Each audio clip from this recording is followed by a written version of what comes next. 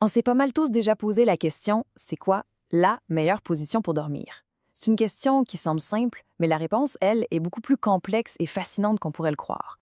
Dans les années 70, il y a un psychanalyste, Samuel Dunkel, qui a sorti une théorie assez intéressante. Notre façon de dormir serait, en quelque sorte, une fenêtre sur notre personnalité. C'est une belle idée, c'est sûr. Mais il faut être clair, la science n'a jamais vraiment embarqué là-dedans. Ça reste plus une observation poétique qu'un fait prouvé. OK, donc si ce n'est pas une question de personnalité, à quoi ça sert de se soucier de sa position pour dormir? Eh bien, c'est là que ça devient crucial pour notre santé. Alors, voici le plan de match. On va commencer par revisiter le mythe de la personnalité. Ensuite, on va décortiquer les 4 positions principales, avec leurs bons et leurs mauvais côtés. On verra aussi s'il y a une différence entre le côté gauche et le côté droit, pour finalement trouver c'est quoi la meilleure option pour le corps. Pour en revenir à Dunkel, lui, il disait que dormir sur le dos, en position royale, c'est un signe de confiance, alors que la position fétale, ça montrait une certaine sensibilité. C'est amusant comme idée. Mais passons maintenant à ce que la science, la vraie, a à dire là-dessus. On entend toutes sortes de noms, le parachutiste, le soldat, mais en réalité, les experts du sommeil simplifient ça en 4 grandes catégories. Dormir sur le côté gauche, sur le côté droit, sur le ventre ou sur le dos. C'est pas mal tout. Et chez les adultes, la tendance est très claire. Ce qui est fascinant, c'est de voir qu'une grosse majorité, 60 des gens, dort sur le côté. Le dos arrive en deuxième avec 30 et dormir sur le ventre, c'est vraiment la position la moins populaire, avec seulement 10 Bon, maintenant, le cœur du sujet, les avantages et les inconvénients. Parce que oui, la position qu'on choisit, c'est un vrai impact sur le corps, de la pression sur la colonne jusqu'au fonctionnement de nos organes. On commence avec la position la moins populaire et on va vite comprendre pourquoi elle est souvent, disons, la moins recommandée. Le dilemme, il est vraiment là. Dormir sur le ventre, ça peut être bon dans des cas médicaux très précis, par exemple pour aider les poumons à mieux fonctionner. Mais pour la majorité d'entre nous, cette position-là force la colonne vertébrale dans une courbe qui n'est pas naturelle, ce qui peut mener à pas mal de raideur et douleur au réveil. OK, maintenant, la position sur le dos.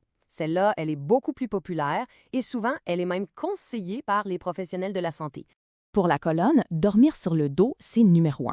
Ça garde tout bien aligné, surtout si on met un petit coussin sous les genoux. Le hic, c'est que ça peut transformer une nuit tranquille en festival du renflement. La gravité fait que la langue et les tissus de la gorge reculent, ce qui bloque en partie le passage de l'air. C'est pour ça qu'on la déconseille souvent à ceux qui font de l'apnée du sommeil. Et ce tableau-là, il résume parfaitement le casse-tête. Pour le mal de dos, on recommande souvent le dos. Mais pour le renflement, oubliez ça. C'est là que la position sur le côté devient vraiment intéressante, parce qu'elle semble offrir un bon compromis pour les 2 problèmes. OK, donc dormir sur le côté, ça semble être une bonne idée. Mais est-ce que ça change quelque chose si on est sur le côté gauche ou le côté droit? Alors, est-ce qu'il y a un côté gagnant? La réponse est oui, absolument. Mais ça dépend entièrement des besoins de santé de chacun. Ce qui est vraiment fascinant ici, c'est que c'est une simple question de mécanique, de gravité. Si on a des brûlures d'estomac, le côté gauche est idéal. Pourquoi? Parce que notre estomac est un peu plus à gauche, donc la gravité aide à garder l'acide bien en bas. À l'inverse, pour certaines personnes avec des problèmes cardiaques, dormir sur le côté droit peut réduire la pression sur le cœur. C'est fou comment un simple changement de côté peut avoir un tel impact. Bon, on a fait le tour des positions, mais la conclusion risque d'en surprendre quelques-uns. L'idée qu'il faut trouver sa position parfaite et ne plus jamais en bouger, c'est pas mal un mythe. 20 à 30. Qu'est-ce que ça peut bien vouloir dire, ce chiffre-là? C'est le nombre de fois que la plupart d'entre nous bougent et changent de position pendant la nuit. Et ça, de façon complètement inconsciente. On est pas mal moins statique qu'on pense.